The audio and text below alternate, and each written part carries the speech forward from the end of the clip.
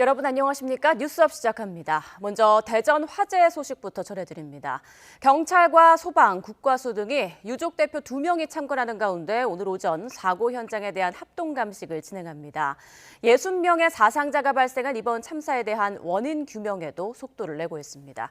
현장에 나가 있는 취재기자 연결하겠습니다. 오승훈 기자. 네, 대전 안전공업 화재 현장에 나와 있습니다. 네, 오늘 현장 합동 감식이 진행된다고요? 네, 제 뒤로 보시는 것처럼 화재 현장은 처참한데요. 화염의 건물이 무너져 내려 아주 폭삭 주저앉아 있는 모습이 보이실 겁니다. 경찰은 오늘 오전 10시 반부터 소방과 고용노동부, 국립과학수사연구원 등 관계기관과 함께 합동 감식에 나서기로 했습니다. 오늘 합동 감식에는 유족 대표 2명도 참관할 예정입니다.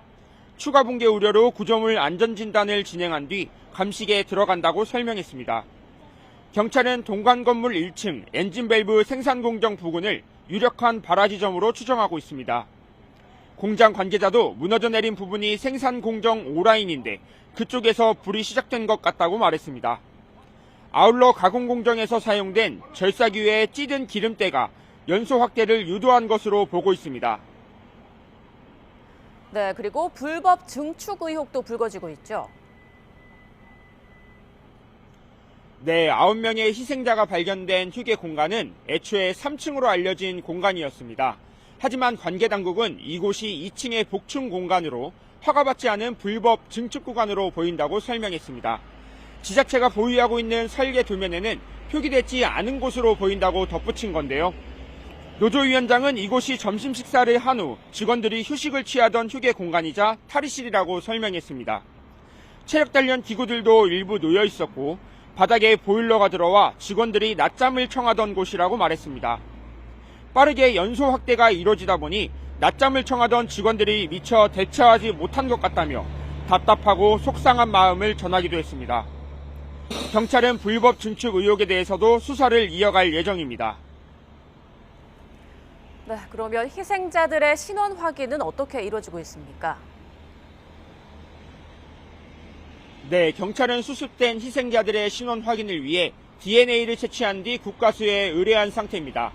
안전공업 화재로 희생된 14명 가운데 현재까지 2명의 신원이 확인됐습니다. 내부 수색 과정에서 가장 먼저 발견된 40대 남성과 다른 50대 남성 등 2명입니다. 경찰은 지문을 통해 신원을 파악한 뒤 유족에게 통보했다고 전했습니다. 나머지 희생자 12명에 대한 신원 확인 결과는 오늘 중 나올 가능성이 크다고 덧붙였습니다. 또 정확한 사망 원인을 파악하기 위해 희생자 14명에 대해 부검을 진행했습니다. 경찰은 희생자들의 신원 확인 결과와 사망 원인이 나오는 대로 언론에 공지할 계획입니다. 또 합동감식 결과를 토대로 화재 원인과 책임 소재를 철저히 규명하겠다고 밝혔습니다. 지금까지 대전 안전공업 화재 현장에서 YTN 오승훈입니다. 이번에 대형 참사가 발생한 공장에 대해 소방당국이 사고 발생 한 달 전 위험물 안전관리법 위반 사실을 확인했던 것으로 파악됐습니다. 구체적인 위반 내용은 확인되지 않았지만 이번 화재 원인과 연관성이 있는지 조사가 이루어지고 있습니다. 이상곤 기자입니다. 노동자 14명이 숨지고 60명이 다친 대전 자동차 부품 제조공장 화재. 대형 참사로 이어진 이번 사고 이전에 해당 공장에서 법 위반 사실이 확인됐던 것으로 드러났습니다. 소방당국이 해당 공장에서 위험물 안전관리법 위반 사항을 파악한 건 사고 발생 36일 전인 지난달 12일, 다음날 관련 부서에도 내용이 전달됐던 것으로 알려졌습니다. 하지만 구체적인 위반 내용과 후속 조치가 제대로 이루어졌는지는 확인되지 않았습니다. 수사 중인 사항이라 여기서 말씀드리기는 어렵고요. 그래서 그 사항이 있어서 저희가 적발보고했다는 것은 저희가 말씀드릴 수 있습니다. 직장인 익명 커뮤니티에는 공장 내부가 열악한 환경이었다는 증언이 잇따르고 있습니다. 기름 성분이 미세한 입자로 떠다녀 바닥이 미끄러웠고 목숨을 담보로 하는 생산활동은 너무 불안했다는 주장도 나왔습니다. 경찰과 소방당국은 업체의 위험물 관리와 안전조치가 이번 화재와 연관성이 있는지 확인하고 있습니다. YTN 이상곤입니다. 이번 대전 화재 사고는 급속도로 불길이 퍼져 인명피해를 키운 것으로 잠정 조사됐습니다. 노조 측은 안전사고 경고를 반복했는데도 이를 묵살하면서 참사로 이어졌다며 회사를 비판했습니다. 이어서 나연호 기자입니다. 노동자 14명의 생명을 앗아간 대전 공장. 불이 삽시간에 번지면서 희생자들은 피할 겨를조차 없었습니다. 공장 내부 곳곳에 낀 기름때가 불길이 급속히 확산한 원인으로 지목됐습니다. 집진 설비나 배관, 슬러지 같은 게 많이 껴있기 때문에 그걸 타고 순식간에 급격히 연소확대가 되지 않았나 그렇게 판단을 하고 있습니다. 노조 측은 그동안 안전사고 위험을 반복해 지적해왔다고 주장하며 이를 묵살한 결과가 결국 참사로 이어졌다고 설명했습니다. 저희들이 환경시설, 집진시설 특히 이런 부분에 대해서 또 이런 화재의 위험 이런 것이 저희들이 계속적으로 회의에서 논의하고 개선 요구했었기 때문에 특히 사고를 방지하기 위해 공조시설이나 배관 찌꺼기를 제거해달라는 요구를 해왔다고 밝혔습니다. 무엇보다 이번 사고는 안전보다 이윤을 우선해 벌어진 인재라고 비판했습니다. 노동조합은 이번 사고가 단순한 재해가 아니라 안전보다 이윤을 우선시한 경영의 구조적 문제에서 비롯된 중대한 인재로 판단하고 있습니다. 아울러 책임을 분명히 인정하고 진정성 있는 사과와 사고 원인 전면 공개, 충분한 보상을 회사 측에 요구했습니다. 노동당국은 중대재해처벌법 위반 혐의를 적용해 조사에 착수했습니다. YTN 나연호입니다. 네, 안타깝게도 이번 화재로 지금까지 모두 14명의 노동자가 목숨을 잃었습니다. 캄캄한 연기 속에서 사랑하는 사람에게 마지막 전화를 건 희생자들의 사연이 전해지면서 가슴을 더욱 먹먹하게 만들고 있습니다. 이문석 기자입니다. 합동 분향소 위패에 적힌 아들의 이름. 어머니는 믿을 수가 없습니다.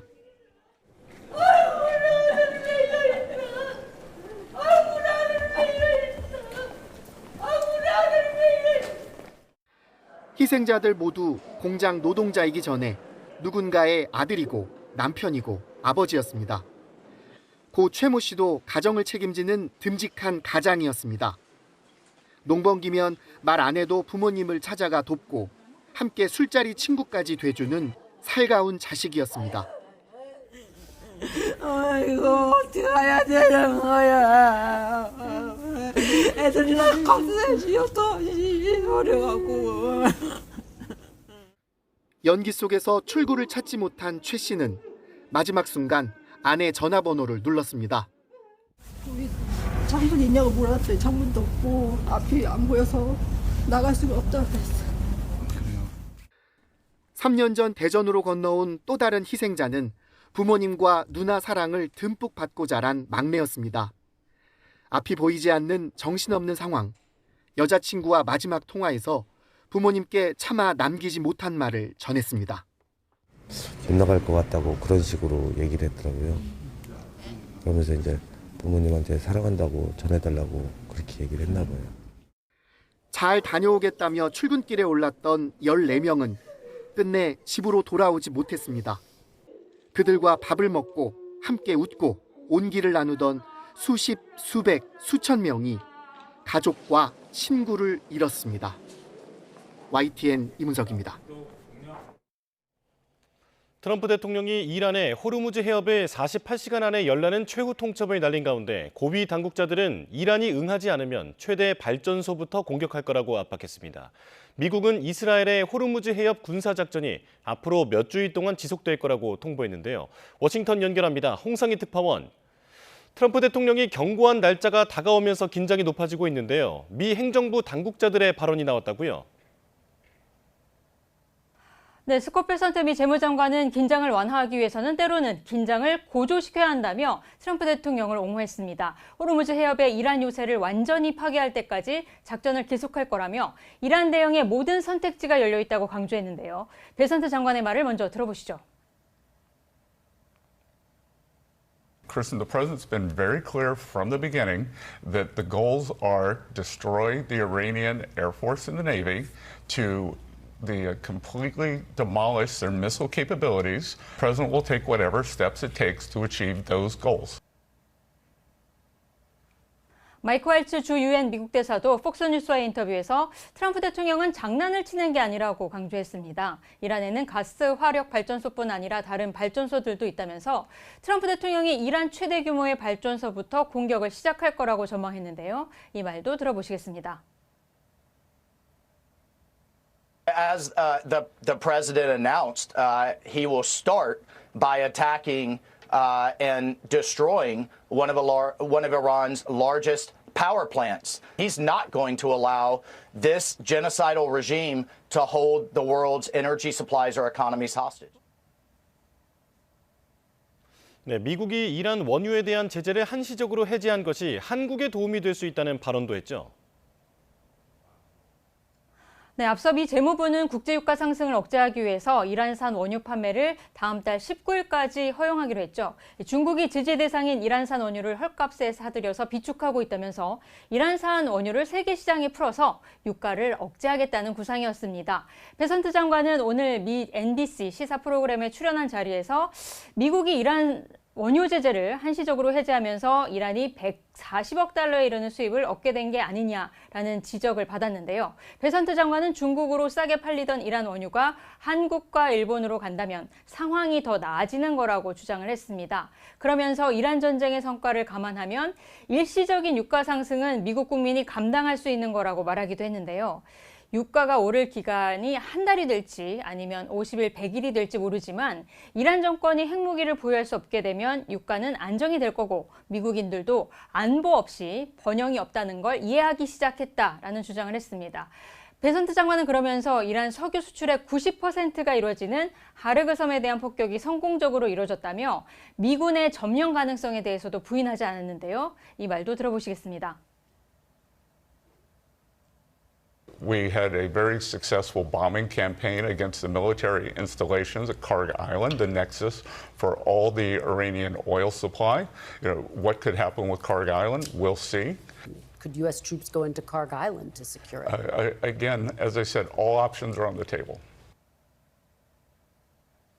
이란은 앞서 미국의 일시적 원유 제재 해제 조치에 대해 냉소적인 반응을 보였었죠. 당시 이란 석유부 대변인은 해상에 남아있는 원유가 없고 국제시장에 공급할 물량도 없다면서 이 베선트 장관의 이런 말은 희망 고문에 불과하다고 말하기도 했습니다. 네, 이런 가운데 미국이 이란과의 회담 대비에 착수했다고요? 네, 이란 전쟁이 3주를 넘어서면서 트럼프 행정부가 출구 전략을 모색하고 있다는 소식입니다. 악시오스의 보도인데요. 악시오스는 미국이 이란과의 회담에 대비한 준비 작업에 착수해서 스티브 위코프 중동 특사 그리고 트럼프 대통령의 맞사위인 제러드 쿠슈너가 논의에 참여하고 있다고 보도를 했습니다. 미국은 이란에 대해 6가지 요구사항을 준비했다는 소식도 전했는데요. 구체적인 내용을 보면 5년 동안 미사일 프로그램 추진 불가, 우라늄 농축 금지, 나탄즈와 포르도, 이스파한 핵시설 해체가 포함된 것으로 알려졌습니다. 또 원심 분리기 관련 장비 생산에 있어서 외부 감시를 받아야 하고요. 미사일 상한을 1000기로 제한하는 군축 협약, 또 헤즈볼라와 후티, 하마스 등 대리 세력에 대한 자금 지원 금지도 요구사항에 포함된 것으로 알려졌습니다. 이란은 협상은 할 수 있지만 전쟁 배상과 재발 방지 보상이 있어야만 한다는 강력한 입장인데요. 악시오스는 미국이 동결한 이란 자산을 반환하는 형식으로 배상 요구에 응할 수 있다라는 분석을 내놓기도 했습니다. 이스라엘 방송은 미국이 이스라엘 호르무즈 해협 재개방을 위한 미군의 군사작전에 앞으로 몇 주가 더 걸릴 거라는 입장을 이스라엘에 전달했다고 보도했습니다. 이 협상 국면까지는 시간이 더 필요할 것으로 보입니다. 지금까지 워싱턴에서 전해드렸습니다. 전기요금 속보가 들어왔습니다. 오는 2분기 전기요금이 현재 수준에서 동결됩니다. 한국전력은 다음 달부터 6월 말까지 전기요금에 적용할 연료비 조정 단가를 지금과 같은 1kW시당 5원으로 유지한다고 밝혔습니다. 중동 정세 불안으로 국제 에너지 가격이 급등했지만 발전 단가에 반영되기까지 시차가 있는 데다 정부의 물가 안정 기조가 영향을 미친 것으로 풀이됩니다. 연료비 조정 단가는 단기 에너지 가격의 흐름을 반영하기 위해 직전 석 달 동안의 연료비 변동 상황을 반영해 산정됩니다. 한전은 재작년 10월 4분기 산업용 전기요금 인상을 마지막으로 전기요금을 동결해왔습니다. 이란은 미국이 발전소를 파괴하면 호르무즈 해협을 완전히 막아버리겠다고 맞받았습니다. 호르무즈 봉쇄의 여파로 슬로베니아에서는 주유소 연료 판매를 1인당 30리터로 제한하기 시작했습니다. 신웅진 기자입니다. 이란 국영방송이 공개한 미사일 발사 영상입니다. 이란은 이 같은 미사일로 이스라엘 남부는 물론 아랍에미리트와 쿠웨이트의 미군 기지를 타격했다고 주장했습니다. 더불어 또 테헤란 상공에서 전투 드론을 격추해 이스라엘과 미국의 공격을 막아냈다고 말했습니다. 이란군은 미국이 발전소를 파괴하면 호르무즈 해협을 완전히 봉쇄하겠다고 위협했습니다. لیکن در صورت عملی شدن تهدیدات آمریکا در خصوص نیروگاه‌های ایران بلافاصله اقدامات تنبیهی انجام خواهد شد. یک تنگه هرمز به طور کامل بسته می شود. 모하마드 바게르 갈리바프 이란 의회 의장도 소셜미디어에 기반 시설이 공격받는 즉시 중동 지역의 핵심 인프라, 에너지, 석유 시설 등이 돌이킬 수 없이 파괴될 것이라고 썼습니다. 이란의 호르무즈 해협 봉쇄 여파가 하나둘 나타나고 있습니다. 슬로베니아 주유소에서는 연료 구매를 1인당 30리터로 제한하고 있습니다. 그나마 넣을 수 있으면 다행인데 아예 문을 닫은 곳도 많습니다. 이번 전쟁으로 인한 원유 공급 부족과 사재기 조짐 때문입니다.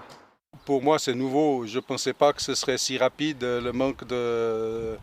que ce serait lié aussi rapidement par rapport aux événements qui se passent en Iran. Maintenant, je suis un peu étonné. 슬로베니아 정부는 연료 재고는 충분하다면서도 당분간 이러한 제한 조치를 유지하겠다고 설명했습니다. YTN 신웅진입니다. 이스라엘군이 레바논 남부에서 주요 교량과 마을을 파괴하며 군사작전을 확대하고 있습니다. 친이란 무장 세력 헤즈볼라의 무기 통로를 차단하겠다는 건데 레바논 대통령은 민간인 기반 시설을 파괴하는 이스라엘의 이런 공격은 지상 침공의 전조라고 강력 비판했습니다. 박영진 기자가 보도합니다. 엄청난 폭발음과 함께 시커먼 연기가 솟아오릅니다.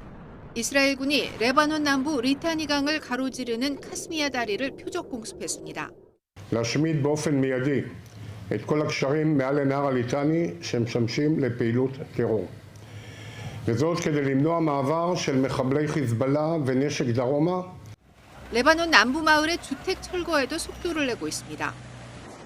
카츠 이스라엘 국방장관은 이 지역을 하마스와의 전쟁 중에 이스라엘군의 공격으로 폐허가 된 가자지구 라파의 사례처럼 정리할 거라고 말했습니다. 이스라엘군은 최근 리타니 강의 모든 교량에 집중 공격을 퍼부으며 지난 열흘 동안 이미 교량 3개를 파괴했습니다. 엄연히 민간인 시설과 마을에 대한 공격이 이어지고 있는 겁니다. 이스라엘 네타냐후 총리는 민간인 지역에 대한 이란의 공습에 강력한 보복을 다짐하면서도 그러나 자신들의 공격은 다르다고 주장합니다. We're responding with great force, but not on civilians. We're going after the regime. We're going after the IRGC, this criminal gang. 레바논 아운 대통령은 사실상 레바논 남부를 고립시키려는 이스라엘의 공격은 노골적인 주권 침해이자 지상 침공의 전조라고 비판했습니다. 이스라엘군이 완충지대를 구축한 뒤 결국 레바논 영토를 점령하려는 것이라며 국제사회에 조치를 촉구했습니다. 이스라엘의 공격으로 레바논에서는 1,000명 이상이 사망하고 100만 명 이상이 피난길에 올랐습니다. YTN 박영진입니다. 모즈타바 하메네이가 아버지의 뒤를 이어 이란 최고 지도자로 선출된 뒤 단 한 번도 공개석상에 모습을 드러내지 않으면서 그의 행방을 둘러싼 논란이 이어지고 있습니다. 화면으로 함께 보시죠. 네, 지난 12일 국영TV를 통해 취임 후 첫 성명을 발표한 모즈타바. 하지만 모습을 드러내긴커녕 육성조차 들을 수 없었습니다. ثانیاً این اطمینان را به همگان می‌دهم که ما از انتقام خون شهداء شما صرف نظر نخواهیم کرد انتقامی که در نظر داریم فقط مربوط به شهادت رهبر عظیم و شأن انقلاب نیست بلکه هر عضوی از ملت. 그리고 지난 20일 이란의 새해 명절 노루즈를 맞아 발표한 신년사도 텔레그램 채널과 국영 언론을 통해 메시지만 전달됐습니다. 이처럼 모조타바의 얼굴과 육성이 공개되지 않으면서 그의 신변을 둘러싼 여러 추측만 잇따르고 있습니다. 쿠웨이트의 한 일간지는 미국과 이스라엘의 공습으로 심각한 부상을 입은 모조타바가 긴급 치료를 위해 러시아 모스크바로 이송됐다는 내용을 보도하기도 했죠. 이런 가운데 미국 일간지 월스트리트 저널은 이란 시각 이미지 전문가들과 모조타바의 사진들을 분석한 결과 상당수가 AI로 생성되거나 조작됐다는 결론을 내렸다고 전했습니다. 특히 모조타바의 X계정 프로필 사진은 구글 AI를 활용해 과거 사진을 수정한 것으로 확인됐다고 밝혔습니다. 그러나 모조타바의 이런 은둥형 행보가 과거의 행적과 일치한다는 분석도 내놨습니다. 대중 앞에 좀처럼 모습을 드러내지 않았던 모조타바가 언론 인터뷰를 진행한 건 지난 2021년 단 한 차례였기 때문이죠. 이런 상황이 이어지자 모조타바를 골판지 아야톨라라고 부르고 그가 살아있다는 것조차 의심하고 있다며 이란 내 분위기도 전했습니다. 2주가 넘도록 모습을 드러내지 않고 있는 모조타바. 전쟁이 격화하고 종전의 길이 보이지 않는 상황에서 이란 최고 지도자인 그의 행방을 둘러싼 논란은 더욱 커질 전망입니다. 네, 두 분과 함께 중동 사태 자세히 살펴보겠습니다. 박원곤 이화여대 교수, 성일광 서강대 유로메나연구소 교수 나오셨습니다. 안녕하십니까? 네, 안녕하세요. 네, 자 미국과 이란 강대강 대치를 계속 이어가고 있습니다. 트럼프 대통령은 호르무즈 해협이 48시간 내에 완전 개방되지 않을 경우 이란의 핵심 에너지 시설을 폭격하겠다라고 말을 했고, 이란은 발전소를 공격하면 호르무즈 해협을 완전 봉쇄시키겠다라고 경고를 했는데, 자 지금 미국이 밝힌 시한이 내일 오전까지란 말이죠. 네. 어떻게 진행될까요? 내일 오전 9시 정도입니다. 예. 그렇기 때문에 시간이 얼마 남지 않았고요. 제 생각엔 아마 좀 어렵지 않을까 싶은데, 일단 뭐 저 아랍 국가들, 카타르, 뭐 이집트, 아랍에미레이트가 지금 미국과 이란 간에 조절되지 않은 이 지금 상황을 정리하기 위해서 중재를 하고 있단 말이죠. 좀 최악의 상황으로 갈 수 있는데, 과연 이 중재가 성공할지 못할지 알 수 없지만, 성공하지 못한다면 사실 뭐 트럼프 대통령의 공격은 거의 뭐 실행에 옮겨질 가능성이 높다는 거죠. 예. 왜냐하면 48시간 내에 호르무즈 해협을 개방하지 않으면 우리는 이란의 가장 중요한 발전소를 다 없애버리겠다고 얘기했기 때문에 최악의 시나리오는 그렇게 갈 수밖에 없고요. 그다음에 가장 이제 중요하게 우리가 지켜봐야 될 것은 이란의 대응은 보복 공격이 어떻게 될 것인가. 그게 지금 가장 중요한 문제로 남아 있습니다. 네, 이란군에서 밝힌 내용, 정당한 타겟이 될 것이다라면서 공격 대상으로 거론한 곳들을 보면 이스라엘과 중동 지역 내에 미군이 보유한 그런 에너지 시설들이란 말입니다. 자, 지금 아무래도 안 그래도 트럼프 대통령이 에너지와 지금 유가 때문에 고심을 하고 있는 상황에서 만약 이런 시설들까지 공격을 받게 된다면 타격이 정말 상당할 것 같은데요. 아주 큰 사고가 발생하는 거죠. 예. 확전도 확전의 수준을 넘어서서 유가는 이제 치솟을 수밖에 없는 그런 상황이고요. 전쟁이 굉장히 새로운 국면으로 부정적인 의미에서 확전될 수밖에 없는 상황이다라고 판단이 됩니다. 현재 상황은 좀 많이 우려가 되는데요. 이 24시간 남았습니다. 정확히 따지면 8시 44분, 3월 22일 날 트럼프 대통령이 48시간의 최후 통첩을 했기 때문에 이제 내일 아침 8시 44분까지가 정확하게 이제 48시간이 되는 거죠. 강대강 대치의 모습을 보이고 있고, 이미 나온 것처럼 이란은 되치기를 했죠. 거기에 그렇게 되면 자신들도 당연히 주변국에 대한 모든 시설들을 다, 민간 시설들을 다 공격하겠다라고 얘기를 하는데, 이건 저는 일종의 트럼프 대통령의 승부수를 걸었다. 그렇게 생각을 합니다. 전쟁에서 자신이 주도권을 잡겠다라는 생각이 분명히 있고, 일종의 벼랑 끝으로 몰고 간 거죠. 벼랑 끝 전술이라고 해서 사실상 벼랑 끝에서 둘이서 서로 발을 묶고 한 명이 떨어지겠다라고 위협을 하니까 저쪽에서는 안 떨어지겠다 해갖고 양보를 받아내는 이제 그런 굉장히 위험한 방법을 쓰고 있는데 이제 이렇게 되면은 뭐 트럼프 대통령의 입장에서는 이미 본인이 해놓은 얘기가 있기 때문에 우리 성 교수님 말씀대로 뭔가 그 물밑에서 진행되고 있는 여러 가지 그런 그 중재가 제대로 작동하지 않을 경우에는 저는 조심스럽지만 공격의 가능성도 완전히 배제할 수 없다라고 생각합니다. 네, 트럼프 대통령이 위험한 승부수를 띄웠다라고 말씀해 주셨습니다. 내일 이 시간대쯤에 또 앞으로 상황이 어떻게 벌어질지 좀 분기점이라고 볼 수 있을 것 같은데요. 미국이 이렇게 48시간 시한을 밝히면서 압박에 나서자 이란이 유엔에 서한을 보냈다고 하더라고요. 미국의 위협은 전쟁 범죄다. 또 발전소 공격 위협은 무차별적이고 불균형적인 행위다라면서 이란도 비례적 조치를 할 권리가 있다 이렇게 강조를 했다고 하는데 유엔에 어떻게 지지를 호소했다 뭐 이렇게 볼 수 있을까요? 그렇죠. 이제 이란 입장에서는 미국의 압도적 군사력 그리고 지금 이란의 어찌 보면 가장 중요한 전력 생산 시설을 공격한다는 얘기잖아요. 그러면 이게 단순히 이제 발전소만 파괴되는 것이 아니라 잘못하면 블랙아웃이 올 수도 있습니다. 그러니까 이란 국민들이 더 이상 전력을 공급받지 못하는 것이고 그렇다면 민간 시설에 전력을 공급하지 못하게 된다면 상당히 이제 이란 국민들의 생활이 어려워질 수도 있고 특히 전기가 반드시 필요한 병원 같은데 의료시설 이런 데 되면 잘못하면 이제 사망자가 나올 수도 있죠. 그렇기 때문에 그런 부분을 좀 부각을 시켜서 국제사회에 미국의 어떤 이번 발전소 공격의 불법성을 알리는 그러나 사실 뭐 이란 역시도 똑같이 지금 주변에 있는 민간 시설을 다 공격했기 때문에 사실 지금 뭐 미국만 탓할 것은 아니라고 봅니다. 저는 이란 역시도 지금 걸프 국가에 상당히 민간 시설을 많이 공격했고 이스라엘 역시도 뭐 정유 시설 그다음에 다른 안 그래도 지금 뭐 이스라엘의 원전 가까운 통신을 공격했는데 사실상 주택지가 탄도미사일 공격을 받았단 말이에요. 그래서 뭐 장군 몽군이다. 거의 저는 그렇게 보고 있습니다. 예. 이란의 48시간 시한을 밝힌 트럼프 대통령.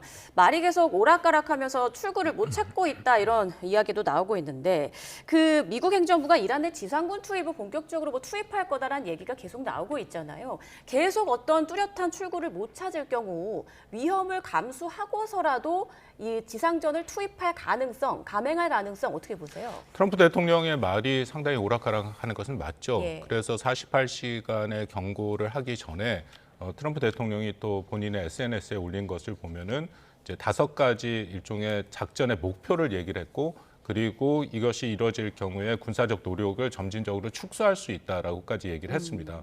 그래서 그러기 때문에 일종의 출구 전략을 목표로 하는 거 아닌가 하는 판단들을 했었는데 갑자기 48시간 얘기를 했다라는 것이고요.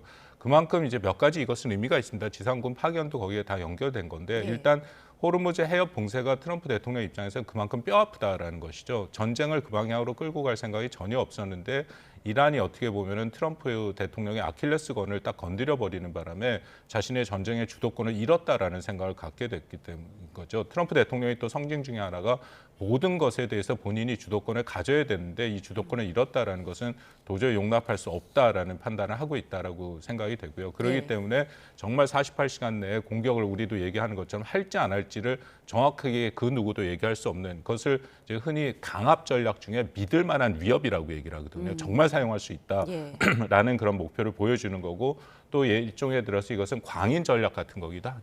매드맨 티오리라 해갖고 상대편이 예측할 수 없을 정도의 그 비합리적인 그런 행동을 하고 있는 거다. 근데 저는 이 모든 것이 결국은 트럼프 대통령의 출구 전략이다라고 생각을 합니다. 출구 전략을 모색하는 과정에서 나온 거고 지상군 파견을 말씀하셨는데 우리가 여기서 좀 구분해서 볼 필요가 있는 게요.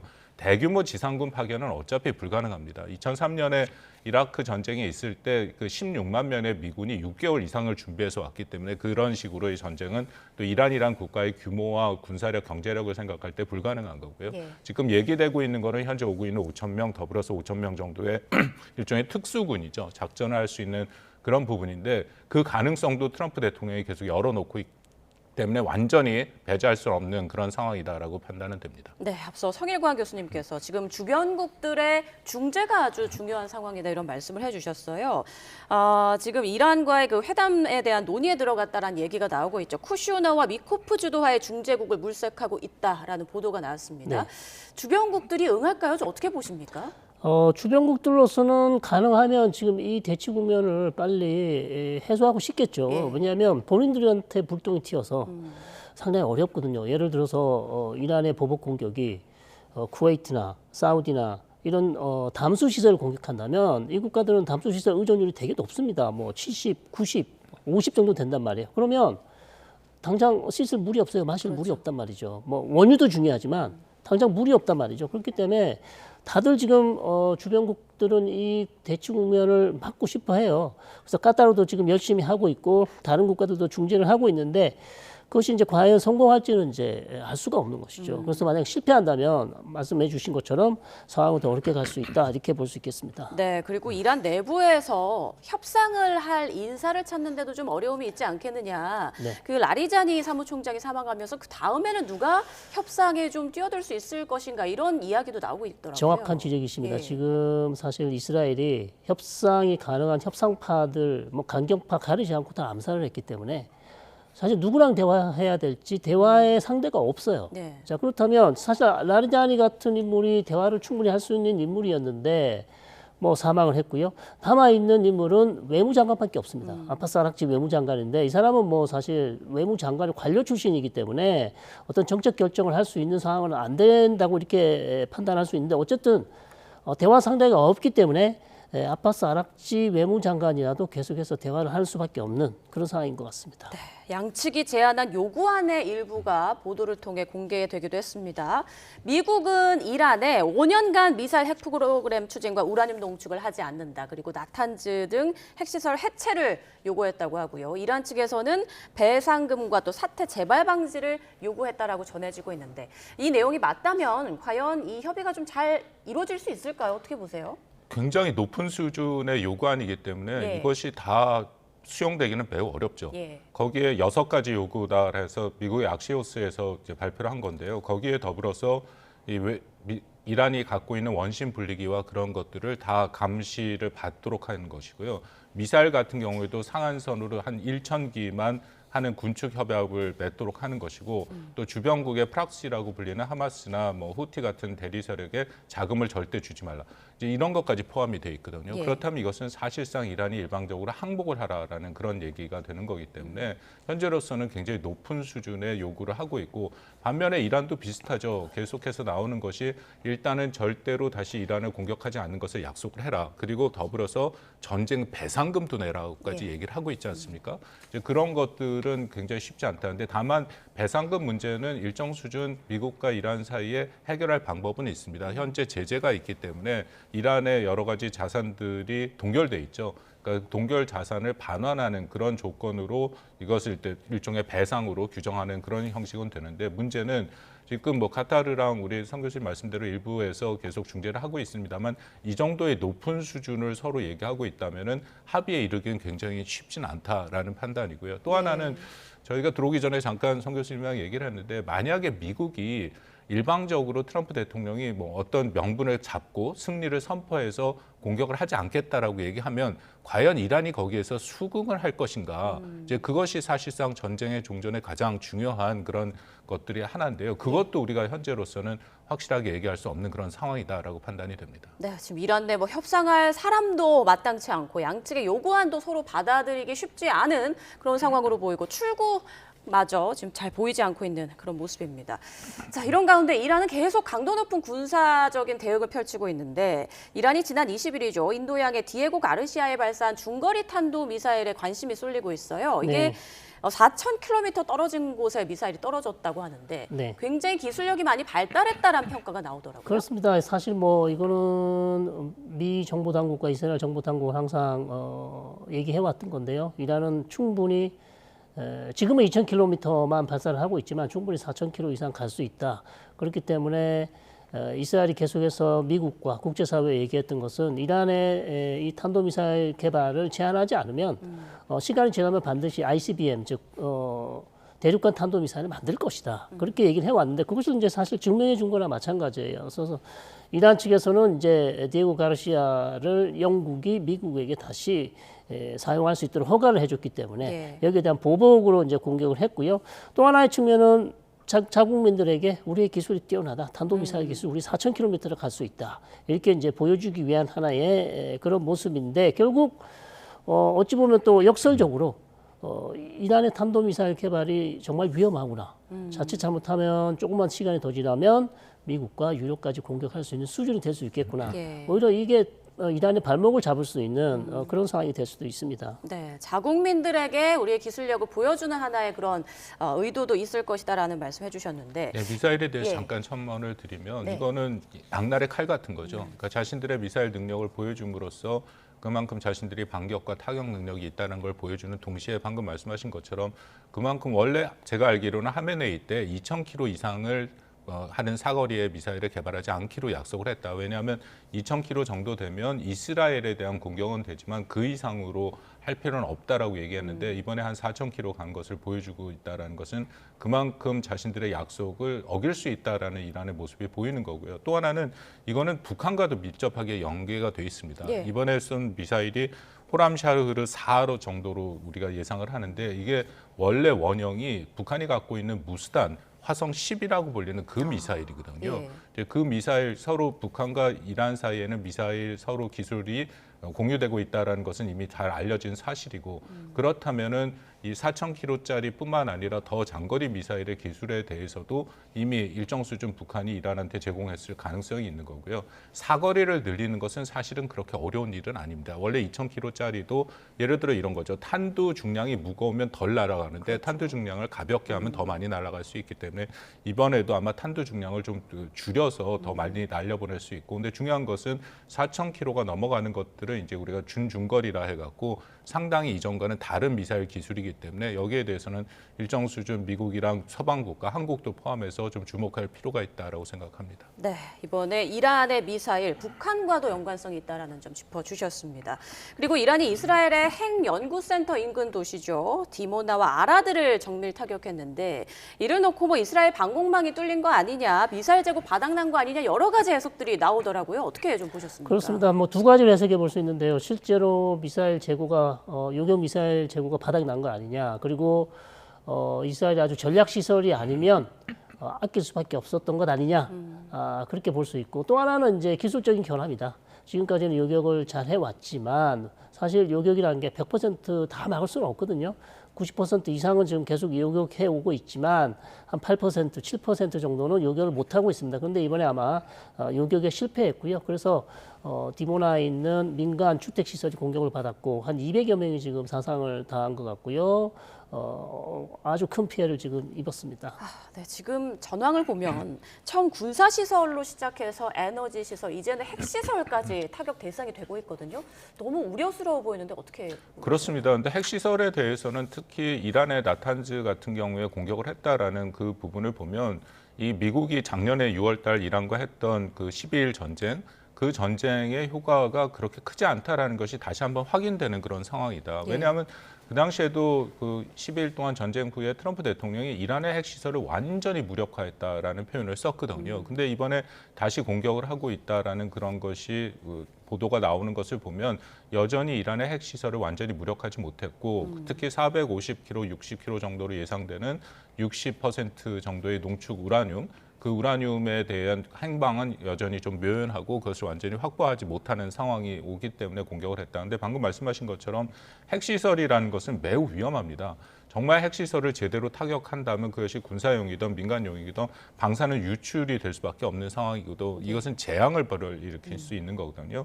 그래서 말씀하셨던 디모나 같은 도시에도 사실상 그것을 뭐 이란의 미사일이 정밀도가 떨어져서 그렇게 된 건지 아니면 일부러 그랬는지는 정확히 확인은 안 됩니다만 핵시설을 때렸다기보다는 인근에 있는 도시에 가까운 시설을 때려서 민간 시설을 공격을 했다.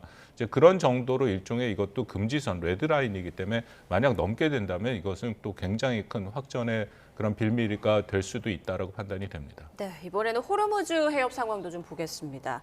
이란이 적국과 연계된 선박을 제외한 나머지 선박의 통행을 허용하겠다 이런 입장을 밝혔는데 이걸 놓고 미국과 동맹국들을 갈라치게 하려는 것 아니냐 뭐 이런 얘기도 나오고요. 어떻게 이란의 속내는 어떻게 분석하고 계세요? 그렇습니다. 뭐 갈라치게 하는 거죠, 사실은. 뭐 지금 호르무즈 해협이 봉쇄돼 있다는 것 자체가 벌써 부정하는 것이죠. 물리적으로 우리가 호르무즈 해협을 봉쇄한 적이 없다. 그리고 우리와 대화하는 측에게는 국가에게는 다 열어줄 것이다 이렇게 얘기를 하고 있는데 뭐 대화하는 국가가 8개 국가가 있었다 그랬고 결과는 아직 모르겠습니다만 이미 뭐 몇 개 국가는 이미 통해서 통과를 하지 않았습니까? 네.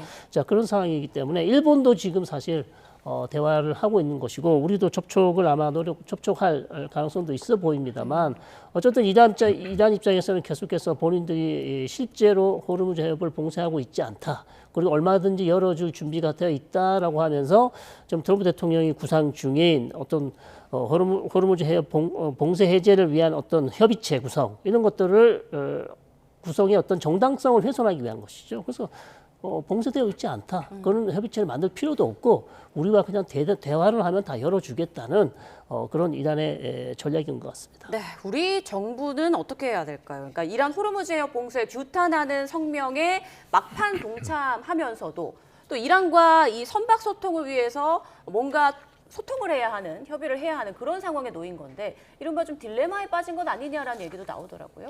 뭐 거기에 더불어서 나토 사무총장이 얘기한 게 22개국, 거기에 또 이제 한국이 들어가 있지 않습니까? 작전 계획을 추진 중이라고 하는데 저는 큰 틀에서 이런 식으로 다국적 이런 그 협의가 이루어지는 데는 우리가 참여할 필요가 있다. 왜냐하면 한국만 이렇게 별개로 해서 우리가 요구를 받는다기보다는 이런 그룹 안에 있게 되면 같이 움직일 수 있기 때문에 예를 들어 우리가 제일 걱정하는 게 트럼프 대통령이 개별 국가를 딱 찍어서 거기에 대해서 불이익을 주거나 일종의 뭐 복수를 하거나 그런 식으로 할 가능성이 있는 거잖아요. 그렇다면 22개국 정도 모여서 공동 행동을 하게 되면은 이제 그런 부분들은 오히려 좀 줄일 수 있다라고 생각이 되고요.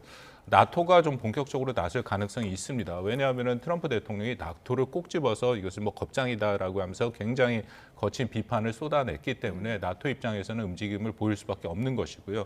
이것을 통해서 일종의 좀 느슨한 형태의 그런 연합체를 만들 가능성이 있지 않을까. 나토의 깃발 아래에 모이게 되면은 이것은 미국 지위가 되니까 그렇게 갈 가능성은 없고. 근데 저는 이 나토의 반응을 보고 나서 무슨 생각이 들었냐면 시간 벌기다. 왜냐하면 지금 와서 이 논의를 해서 설사 한국을 포함해 22개국을 뭐 군사적으로 느슨한 형태로도 연합체를 만든다는 데는 적지 않은 시간이 걸리거든요. 우리 같은 경우에도 이미 많이 얘기가 나왔습니다만 우리 국회의 비준 동의가 필요하고요. 하나의 군사체로 가게 되면. 그리고 우리가 갖고 있는 구축함이나 이지스함들을 무장을 시켜서 보내는데 아무리 빨라도 2, 3개월이 걸린다. 그렇다면 전쟁의 2, 3개월 진행되는 것에 달려있긴 합니다만 시간을 벌 수 있다라는 측면 그리고 트럼프 대통령의 그런 어떤 비판에 대해서도 조금 더 덜 할 수 있다는 그런 측면들이 고려되고 있다라고 생각이 듭니다. 네, 마지막으로 새 이란 최고 지도자 모즈타바 얘기를 좀 해보겠습니다.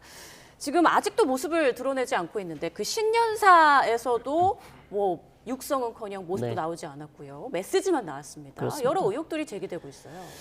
그래서 지금 최근 보도를 보시면 이스라엘 모사드 정보국 그리고 CIA가 모자타바의 생존 신호를 찾기 위해서 지금 정보를 취합하고 있다. 왜냐하면 실제로 모자타바가 명령을 내리고 있는지 아니면 혁명 수비대가 뒤에서 그냥 명령을 내리고 있는지 중요 정책 결정을 하는 게 아닌가 의심을 하고 있고요. 왜냐하면 생존 신호가 하나도 없어요. 그렇기 때문에 이미 이 생존 신호를 찾기 위한 정보 취합을 하기 시작했다고 보도가 났기 때문에 시간은 좀 걸리겠지만 그 여부에 따라서 모자타바의 생존 여부가 결정될 것 같고요. 다만 이제 계속해서 안 나오는 이유는 이스라엘 또 암살할 가능성도 있고 그렇게 되기보다는 차라리 계속 은신하면서 메시지를 계속 전달하는 방식 그거 말고는 다른 방식이 없어 보이고 그다음에 DNA 국장인 털시 가바드가 얘기한 게 있습니다. 모자타바는 아주 심각한 부상을 입었다. 그렇게 미 정보 당국은 판단을 하고 있는 것 같습니다. 사망했을 가능성은 없다고 보시나요? 아직까지 사망이라는 얘기는 하지 않았어요. 근데 아주 중상이다. 이 정도까지는 얘기를 했었어요. 네, 알겠습니다. 자, 두 분과 함께 중동 사태 짚어봤습니다. 박원곤 이화여대 교수, 성일광 서강대 유로메나 연구소 교수와 함께했습니다. 고맙습니다.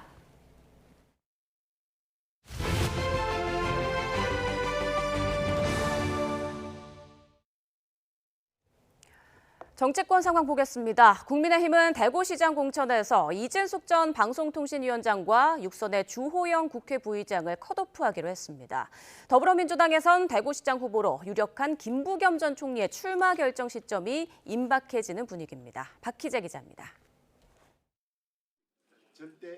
국민의힘 공천관리위원회가 대구시장 경선 후보에 육선 주호영 국회 부의장, 이진숙 전 방송통신위원장을 배제하고 후보를 6명으로 압축했습니다.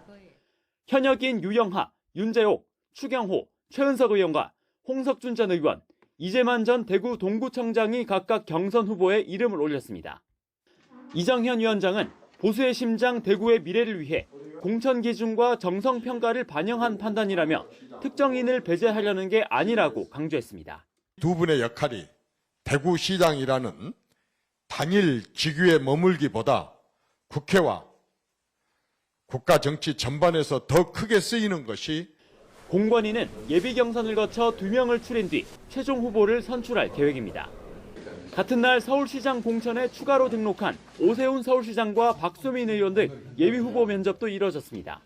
혁신선거대책위원회 구성 문제로 당 지도부와 물밑 신경전을 이어온 오 시장은 조속한 선대위 출범을 거듭 강조했지만 그 목적이 향후 당권에 있다는 일각의 보도에는 오해라고 선을 그었습니다.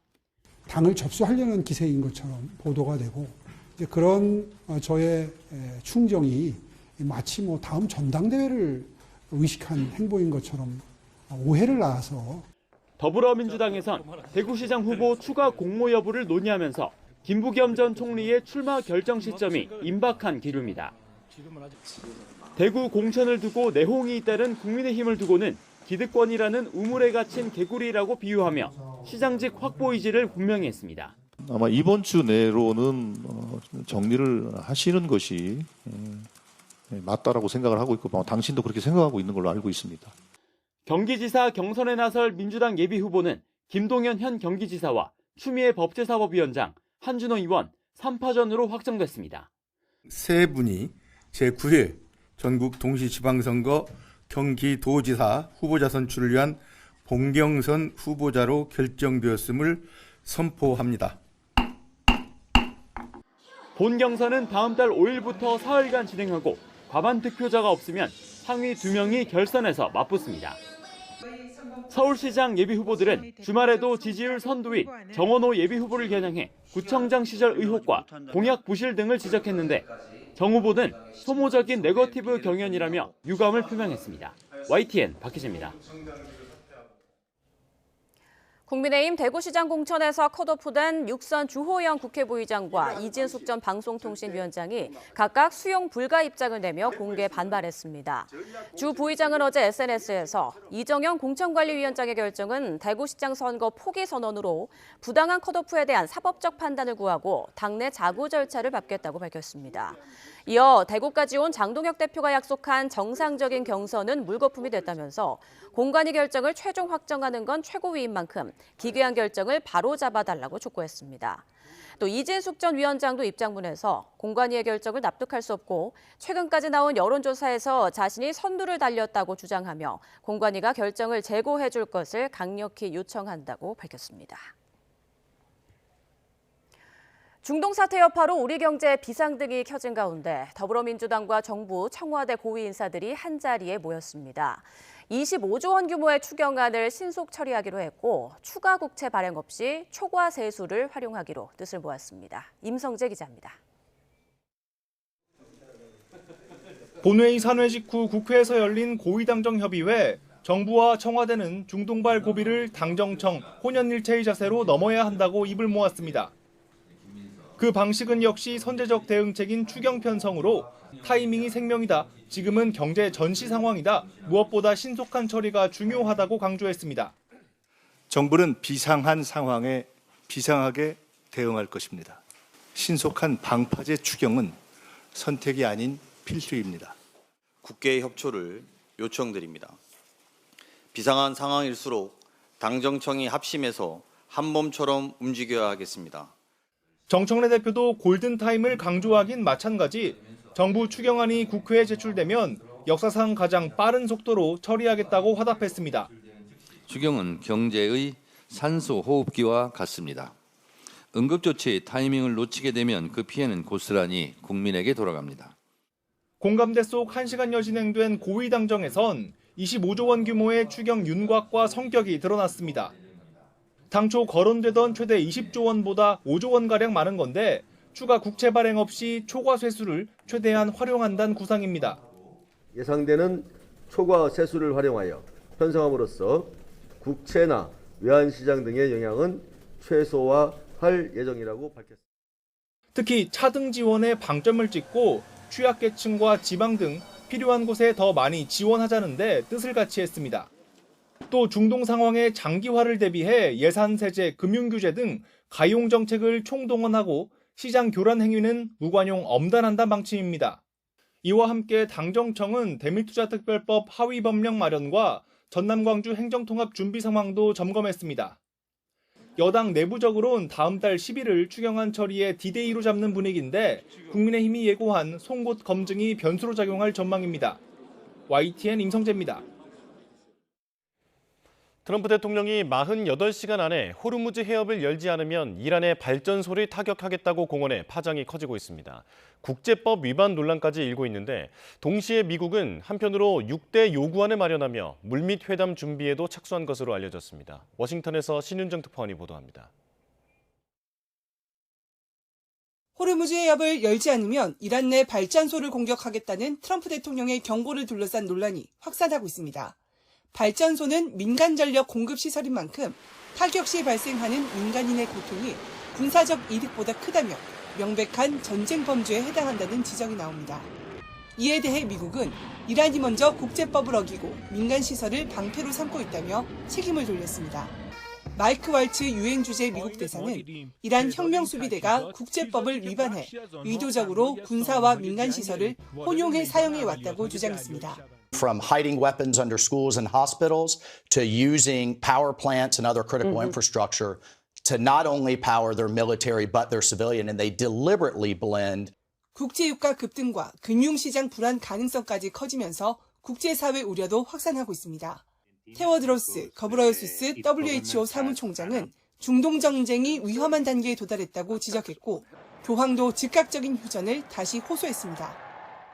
Rinnovo con forza l'appello a perseverare nella preghiera affinché cessino le ostilità e si aprano finalmente cammini di pace fondati sul dialogo sincero. 이런 가운데 트럼프 행정부가 이란과의 회담에 대비해 6대 요구를 마련하고 초기 논의를 시작했다는 현지 보도가 나왔습니다. 이란은 5년간 미사일 프로그램을 추진하지 않고 우라늄을 농축하지 않으며 지난해 공격받은 핵시설 해체 등을 요구할 것으로 알려졌습니다. 이란의 피해 배상 요구는 동결 자산을 돌려주는 방식으로 달래는 출구 전략까지 검토되고 있는 것으로 전해졌습니다. 트럼프가 연일 이란 전쟁과 관련해 엇갈리는 메시지를 발신하면서 극도의 혼란과 긴장이 교차하는 안개 속 국면이 이어질 전망입니다. 워싱턴에서 YTN 신윤정입니다. 트럼프 대통령의 최후 통첩에 이란은 즉각 맞대응에 나섰습니다. 자국 발전소가 공격받으면 미국 소유의 모든 시설을 공격하겠다고 경고하면서도 호르무즈 해협은 적이 아닌 모든 선박에 열려 있다는 주장을 되풀이했습니다. 오만 무스카트에서 김혜린 기자가 보도합니다. 트럼프 대통령이 48시간 안에 호르무즈 해협을 열지 않으면 이란의 발전소들을 초토화하겠다고 최후 통첩을 날린 직후 이란 군사령부 대변인이 국영방송을 통해 성명을 냈습니다. 이란의 연료, 에너지 시설을 공격한다면 이란은 더 강력한 보복을 할 거라며 맞불을 놨습니다. 공격 대상으로는 미국 소유의 에너지, IT 시설은 물론 걸프 지역 국가들의 생존과 직결된 해수 담수화 시설까지 구체적으로 지목했습니다. اقتدار هوشمندانه نیروهای مسلح و آسمان بالای سرتان در اختیار ماست. این را ثابت کرده ایم. زیرساخت‌هایمان را بزنید، زیرساخت‌های مهمتر و بیشتری از شما را میزنیم. 모하마드 갈리바프 이란 의회 의장도 국가 인프라가 공격받는 즉시 중동 지역 핵심 인프라와 에너지, 석유 시설이 돌이킬 수 없이 파괴될 것이라고 강력 경고했습니다. 강경한 보복 예고와는 별개로 이란은 해협 개방을 내세우며 외교적 명분 쌓기에도 주력하고 있습니다. 유엔 산하 국제해사기구 이란 대표 알리 무사비는 반관영 매체 메흐르 통신 인터뷰에서 호르무즈 해협은 이란의 적이 아닌 모든 선박에 개방돼 있다고 밝혔습니다. 다만 이란 정부와 협의를 거쳐야 한다는 조건을 달았습니다. 앞서 아바스 아라그치 외무장관이 한 발언과 같은 맥락입니다. Well, as a matter of fact, the Strait of Hormuz is open. It is only closed to the tankers and ships belong to our enemies, to those who are attacking us. 이란은 결국 호르무즈 해협 사태의 모든 책임은 미국과 이스라엘에 있다며 해협 봉쇄의 화살을 외부로 돌리고 있습니다. 트럼프 대통령이 제시한 48시간 시한이 다가오는 가운데 호르무즈 해협의 긴장은 갈수록 고조되고 있습니다. 오만 무스카트에서 YTN 김혜린입니다. 미 백악관 관계자들이 이스라엘 측에 호르무즈 해협 재개방을 위한 미국의 잠재적 군사작전에 앞으로 몇 주가 소요될 것이라는 입장을 전달했다고 이스라엘 채널 12 방송이 현지 시간 22일 보도했습니다. 방송은 트럼프 미국 대통령의 48시간 내 호르무즈 해협 개방 최후 통첩에 이란이 응하지 않을 경우 미군은 작전 수행 시간을 확보하기 위해 전쟁 기간을 연장할 방침이라고 전했습니다. 또 미국 관계자들은 이스라엘 측에 전략 변화가 필요하다고 강조하며 호르무즈 해협을 이란이 볼모로 잡는 상황을 더는 허용하지 않겠다는 의지도 피력했다고 방송은 전했습니다. 중동 사태 이후 농업용 난방유가 18일 연속 올라 밥상 물가 인상으로 이어질 수 있다는 우려가 제기됩니다. 그나마 석유 제품 최고 가격제 시행으로 값이 내려가던 휘발유와 경유값도 내림폭을 줄인 데 이어 이번 주엔 더 오를 수도 있다는 전망이 나옵니다. 박기환 기자가 보도합니다. 비닐하우스 등 시설 농가에서 쓰는 농업용 난방유, 즉 면세 실내 등유 가격이 지난 21일 기준 1261.19원으로 18일째 올랐습니다.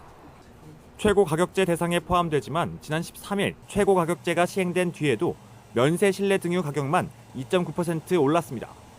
최근 저점인 지난 3일과 비교하면 13% 넘게 가격이 뛰면서 나홀로 독주를 이어갔습니다.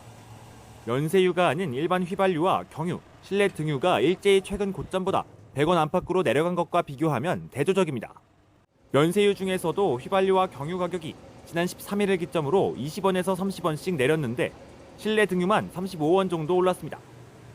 농림축산식품부가 원인과 대책을 내놓지 않는 가운데 농민들만 속이 타들어갑니다. 기름값이 오르다 보니까 이제 저희가 평소에 잡던 온도를 이제 유지를 못하고 이제 토마토가 익어가는 속도, 그 수확량 이런 게 다 문제가 되다 보니까 그게 좀 많이 힘듭니다. 또 늘어난 생산비 부담은 고스란히 농산물 가격 상승으로 이어져 결국 밥상 물가 인상으로 작용할 가능성이 큽니다. 전국 주유소 평균 휘발유와 경유값은 어제 오후 4시 기준 13일째 내림세를 유지했습니다. 하지만 휘발유 값은 그제보다 1리터에 17전 떨어지는 데 그쳤고 인천과 경기 등 일부 지역에선 상승 전환이 포착됐습니다. 중동 사태가 격화하면서 1차 최고 가격제 시행 이후 국제유가가 더 치솟았고 이를 반영해야 할 2차 최고 가격이 오는 27일 발표됩니다. 27일에 2차 최고 가격이 시행이 됩니다만 그때는 가격이 사회자님 말씀하신 것처럼 올라갈 수밖에 없다는 것을 미리 좀 양해를 구한다는 말씀을 드립니다. 정부는 매점 매석 등을 막기 위해 현장 점검을 이어갈 방침이지만 농가 난방유에 대해선 이렇다 할 설명을 내놓지 못하고 있습니다. YTN 박견입니다.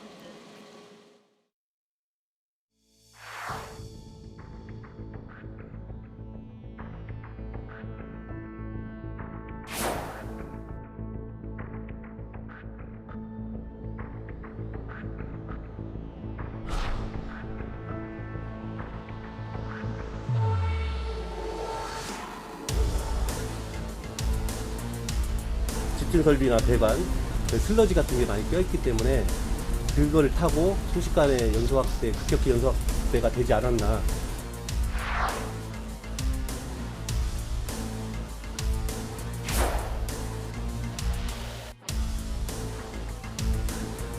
단순한 재해가 아니라 안전보다 이윤을 우선시한 경영의 구조적 문제에서 비롯된 중대한 인재로 판단하고 있습니다.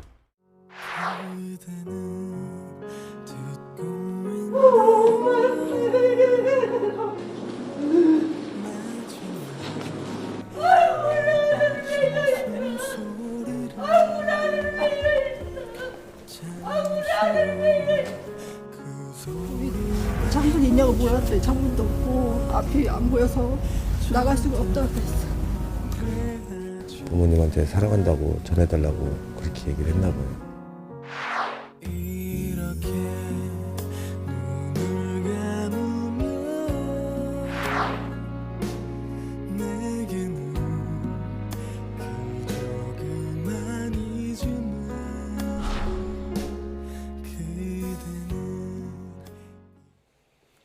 대전 안전공업 화재 희생자 합동 분향소가 꾸려진 지 이틀째입니다. 정부는 피해자 가족별로 공무원 5명 규모의 전담팀을 배치해 지원에 나섰는데요.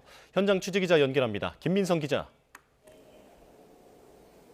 대전시청 합동 분향소에 나와 있습니다. 네, 분향소 분위기 어떻습니까? 예, 대전시청 1층에 있는 이곳 합동 분향소는 조금 전인 아침 8시부터 다시 문을 열었습니다. 안전공업 화재 희생자 14명을 추모하기 위해 어제부터 마련된 공간인데요. 아침에는 차분한 분위기 속에 노조 조합원들이 분향했고요.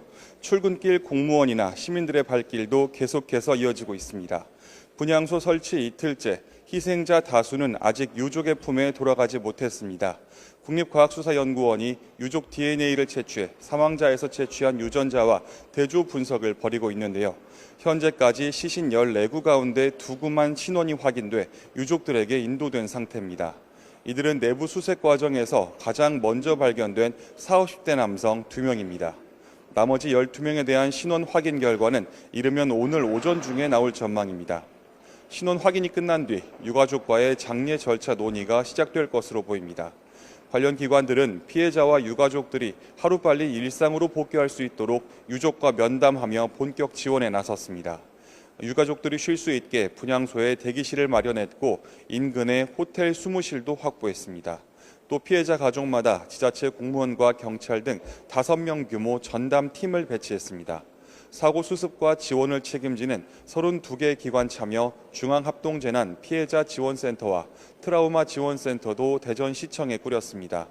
고용노동부는 사고 수습 과정에 휴가를 사용할 수 있도록 유가족 재직 회사에 조치했습니다. 보상 절차도 관건인데요. 고용노동부가 산업재해 업무를 전담하고 대전광역시와 대덕구는 시민안전보험 적용을 추진하고 있습니다. 안전공업 측에서는 유족들에게 장례비를 지원하고 특히 이번 참사로 가장을 잃은 가족에게는 긴급 생계비를 지원할 예정입니다. 이곳 합동 분향소는 다음 달 4일까지 운영될 예정입니다. 지금까지 대전시청에서 YTN 김민성입니다. 이번 화재가 더욱 안타까운 이유는 안전상 미비점이 곳곳에서 발견되기 때문입니다. 불법 증축된 헬스장에서만 무려 9명의 사망자가 나왔는데요. 법적 책임을 물을 수 있을지 서정빈 변호사와 짚어보겠습니다. 어서 오십시오. 네, 안녕하십니까? 네, 자 무려 14명이 사망했습니다. 급격한 연소 확대 때문에 미처 구조하지 못했다라고 소방당국이 설명했는데 기름때가 불길을 건물 전체로 집어삼키게 되는 원인으로 지목되고 있더라고요. 이게 화재와의 직접 인과관계는 앞으로 어떻게 규명할 수 있겠습니까? 일단 수사를 통해서 이런 먼저 과학적인 인과관계가 존재하는지를 확인하게 될 겁니다. 결국에는 국가수의 정밀한 감식을 통해서 발화점부터 이제 어디까지 화재가 이어졌는지 그 경로 혹은 그런 화재 패턴 등을 분석을 하게 될 겁니다. 그래서 실제로 이런 기름때가 도화선 역할을 했는지, 그래서 화재가 더욱 커진 측면이 있는지를 일단 과학적으로 입증을 하게 될 거고요. 만약 이 부분이 인과관계가 과학적으로 입증이 된다라고 한다면 추후 이제 진행이 될 그런 법적인 과정에서 경영 책임자 등의 상당 인과관계가 인정되는지까지도 자연스럽게 연결이 될 수가 있습니다. 따라서 이 부분은 수사를 먼저 진행을 하고 이후에 법적인 평가까지도 이어질 것이다, 이렇게 보시면 됩니다. 네, 이 청소를 요구했지만 청소가 제대로 되지 않았고 또 안전상의 그 위험도 수차례 지적했지만 고쳐지지 않았다라고 하는 게 노동자들의 증언인데요. 그런데 이 건물이 스프링클러 설치 의무 대상이 아니었다면서요? 네, 그렇습니다. 사실 소방시설법이 여러 번 개정이 되어 왔었고 건물의 용도라든가 혹은 층수 또 면적 규모에 따라서 이 스프링클러 설치 의무가 강화되어 왔습니다. 하지만 이제 이런 개정이 있었다 하더라도 이 소급표 규정을 두고 있지는 않기 때문에 특히 이번 사고 공장 같은 경우에는 1996년도에 사용 승인이 된 건물이었기 때문에 현행법이 또 적용되지가 않습니다. 한편으로는 지금 현행법상 적용 대상이 되는 건물이라 하더라도 이 설치 의무 대상 자체가 이제 해당되지 않는, 요건에 만족하지 않는 그런 시설로 보고 있기 때문에 이런 점들이 결국 화재를 진압하는 데 있어서 조금 어려운 점에 해당하지 않았나라는 안타까운 목소리도 많이 나오고 있는 것 같습니다. 다만 이제 일부 전문가의 의견에 의하면은 이번 화재 같은 경우에는 오히려 이제 물이 접촉할 경우에는 화재 위험성이 더 클 수 있는 그런 상황이었기 때문에 스프링클러 설치가 있었다라고 한다면 위험이 오히려 더 커질 수 있었다, 이런 전문가의 의견도 있습니다. 네, 이쪽 부분은 법적으로 더 따져볼 부분이 많아 보이고요. 자, 그리고 이번에 피해 규모를 키운 원인 중에 하나 하나로 불법 증축이 거론되고 있습니다. 사망자 9명이 그 헬스장에서 한 번에 발견됐는데 이게 도면에도 없는 무허가 시설이었다면서요? 네, 그렇습니다. 그렇기 때문에 여기에 대해서 조사를 하고 조사 결과에 따라서는 이번 화재가 커진 피해자의 규모가 더욱 커진 원인 중에 하나로 지목이 될 가능성이 있습니다.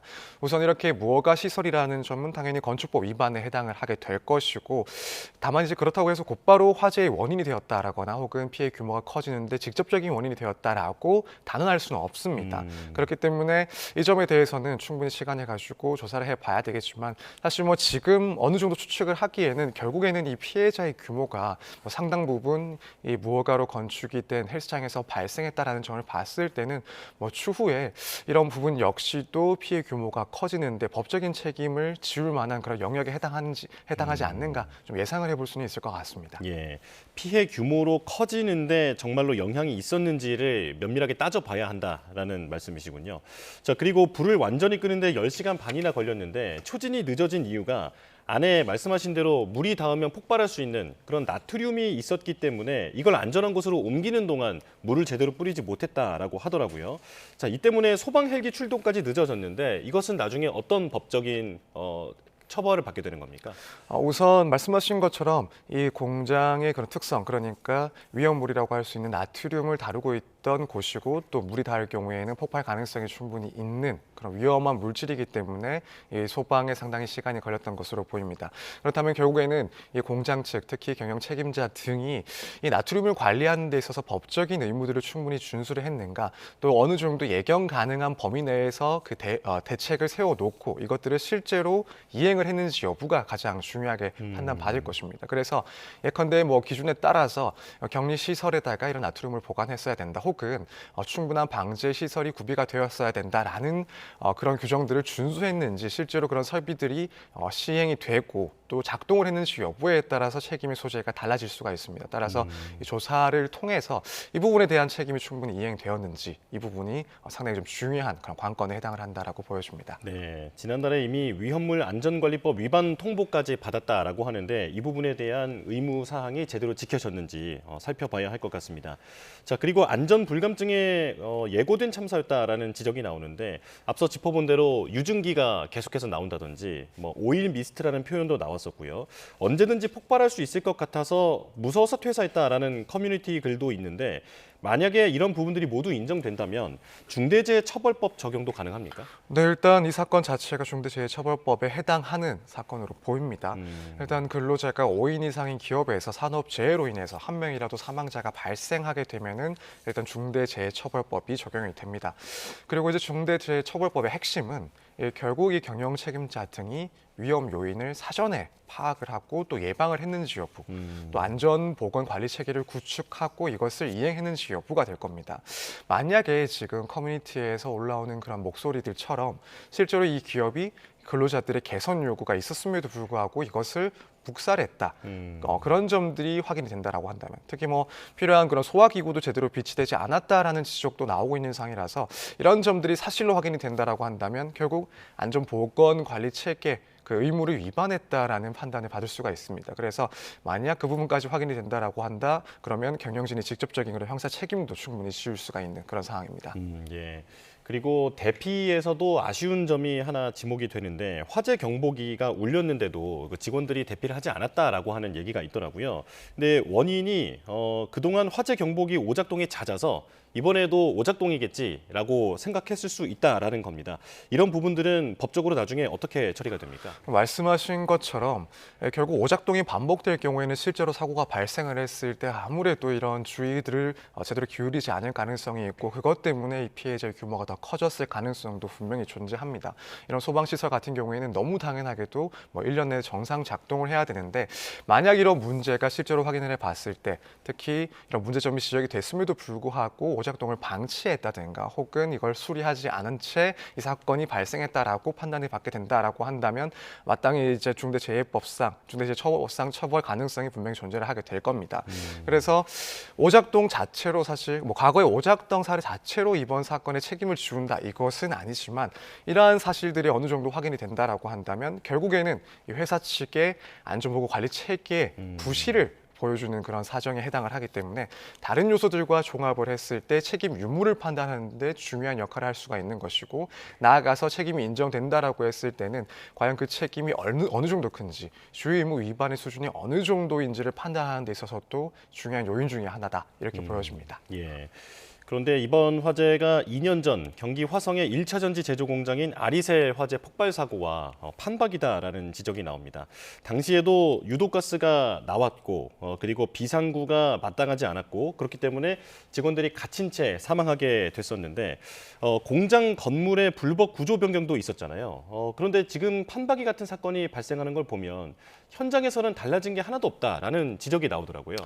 네, 그렇습니다. 저도 이 사고가 발생했을 때 2년 전에 있었던 이 아리셀 공장 화재가 곧바로 떠올랐고, 그만큼 구조적으로 유사한 그런 사건이 다시 한번 발생했다라는 점에 있어서도 시민의 한 사람으로서 상당히 좀 참담한 심정이었습니다. 당시 공장 화재가 발생했을 때도 이 제도가 충분히 마련되어 있었는지, 또 실제로 이 제도가 실효성이 있는지, 여기에 대해서 상당히 비판들이 제기가 되어 왔었고, 당연히 이 사건 이후에도 충분한 개선 혹은 강화 등이 있었다라고 생각을 하고 있었습니다. 그럼에도 이제 같은 유형의 이런 대참사가 발생했다라는 점은 결국에는 제도가 아무리 완비가 되고 구비가 된다 하더라도 실무적으로 현장에서 이것을 어떻게 체감을 하고 또 어떻게 대비를 하는지와는 상당히 차이가 있다라는 점을 다시 한번 보여주는 것이 아닌가라는 생각이 듭니다. 물론 이 사건을 계기로 또 다시 한번 전반적인 제도 개선이라든가 정비가 이루어지고, 또 실무적으로도 이런 문제점들을 파악하는 작업들이 계속해서 이어나가긴 하겠지만은 그럼에도 불구하고 이것들이 실효성을 갖기 위해서는 이 사건에 대한 규명도 완벽하게 이루어져야 되고, 또 이후에는 책임에 대해서도 충분히 소재가 밝혀져야 될 것이고, 또 한편으로는 실무 안에서도 계속적인 그런 사건에 대한 보고와 검토가 이루어져야 되지 않을까라는 그런 생각을 하고 있습니다. 예. 아리셀 화재 참사 이후에 이런 그 환경 감사라든지 이런 부분들이 더 강화된 것으로 알고 있는데, 하지만 그런 감사가 있을 때만 안전 규정을 돌아보거나 혹은 관리를 촘촘하게 한다라면 그것도 나중에 큰 사고가 발생했을 때는 무용지물 아니겠습니까? 네, 그렇습니다. 그래서 사실은 어떻게 보면은 이 실무적인 부분 그리고 법제도 개선 부분이 항상 함께 같이 가야 되지 않을까라는 생각이 듭니다. 일부에서는 똑같은 사고가 이렇게 반복되는 것을 봤을 때 아무리 제도를 강화하고 또 이 사건을 뒤집어 본다 하더라도 그것이 어느 정도까지 효과가 있을 것인지 상당히 좀 비관적인 그런 생각을 하실 수도 있지 않나라는 생각을 하는데, 그럼에도 불구하고 결국 이 사건에 대해서 면밀하게 검토를 해서 이 부분이 원인이 정확하게 규명이 된다라고 한다면 결국에는 조금 더 구체화된 매뉴얼이 마련될 것이고, 또 공무원들 입장에서 혹은 감사를 하거나 또 회사를 경영하는 그런 입장에서도 보다 구체적으로 마련해야 될 그런 대책들, 그런 예방책들이 명확하게 좀 자리 잡히지 않을까라는 생각이 듭니다. 그래서 앞으로도 사실 이런 안전 불감증 문제에 대해서는 인식 개선에 상당한 시간이 필요할 수는 있긴 하겠습니다만, 조금 더 이런 현장에서의 그런 만약 의식이 개선될 수 있는 그런 절차라든가 혹은 시스템이 마련돼야 되지 않을까, 또 거기에 대해서는 좀 기대를 해봐야 되지 않을까, 이렇게 생각을 하고 있습니다. 네, 알겠습니다. 여기까지 말씀 듣겠습니다. 서정빈 변호사와 함께했습니다. 고맙습니다. 네, 감사합니다.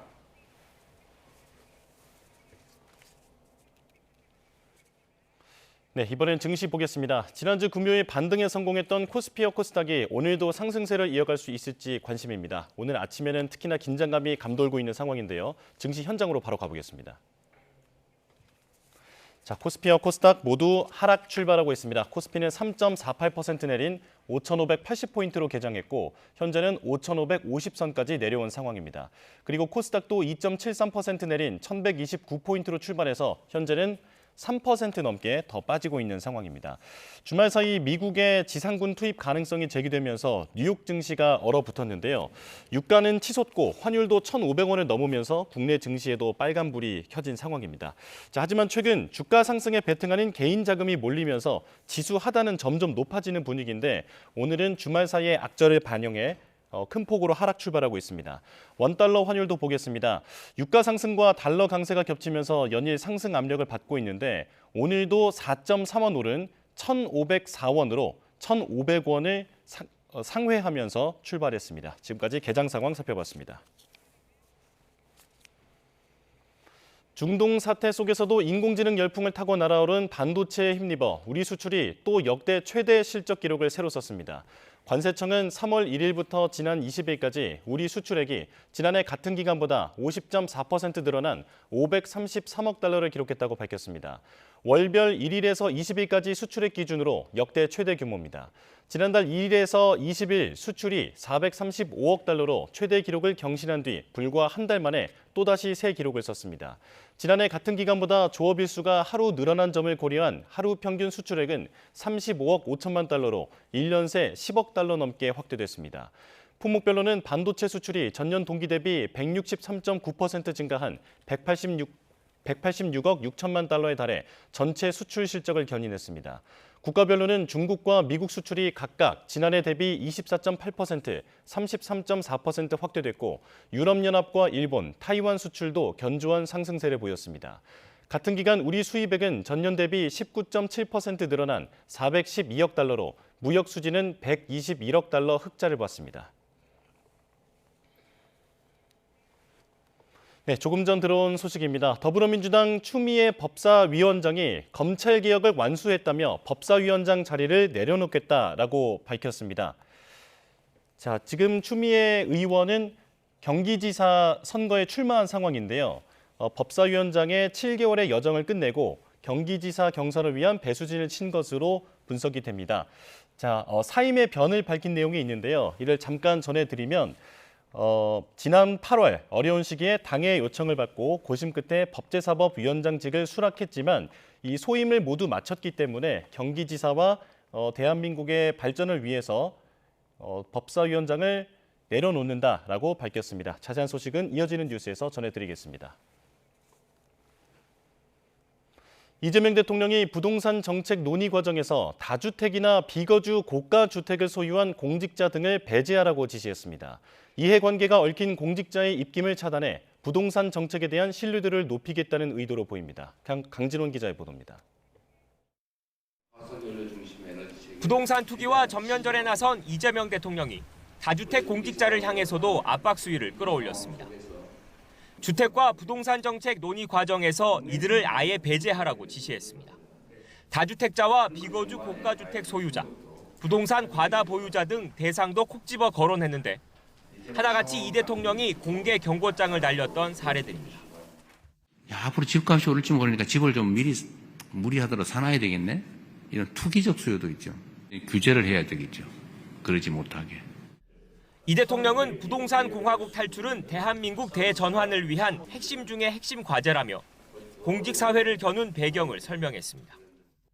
부동산과 주택 정책에는 단 0.1%의 결함이나 구멍도 있어서는 안 된다고 강조했습니다.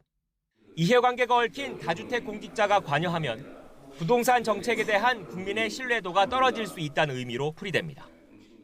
정말 수십 년간 만들어준 신화가 있어요, 신화. 불패 신화. 또 너무나 많은 사람들이 또는 힘 있는 사람들이 이해관계를 갖고 있기 때문에 정책 변경이 너무 쉬워요. 다만 이 대통령은 다주택자나 투자, 투기용 비거주 주택 보유자, 그리고 초고가 주택 자체를 비난할 이유는 없다고 했습니다. 대신 주택 보유가 많을수록 유리하고 또 집값이 오르도록 세제와 금융, 규제 정책을 만든 공직자들이 더 문제라는 생각을 거듭 밝혔습니다. 부동산 거래하는 사람이 나쁘다는 얘기 아닙니다. 근데 그 정책을 제대로 못 만든 또는 의지를 갖지 않은 그 결정권을 가진 권한을 가진 사람이 문제인 거죠. 이 대통령은 잘못된 부동산 제도를 만들거나 방치한 공직자가 이를 악용해 투기까지 한다면 비판을 넘어 제재받아야 한다고 못 박았습니다. 국정 최고 책임자의 강한 의지에 따라 부동산 정책 관련 공직자 가운데 다주택자 등을 대상으로 후속 조치가 곧 이어질 거로 보입니다. YTN 강진원입니다. 윤석열 정부 검찰의 조작 기소 의혹을 규명하기 위한 국정조사 계획서가 무제한 토론 끝에 국회 본회의를 통과했습니다.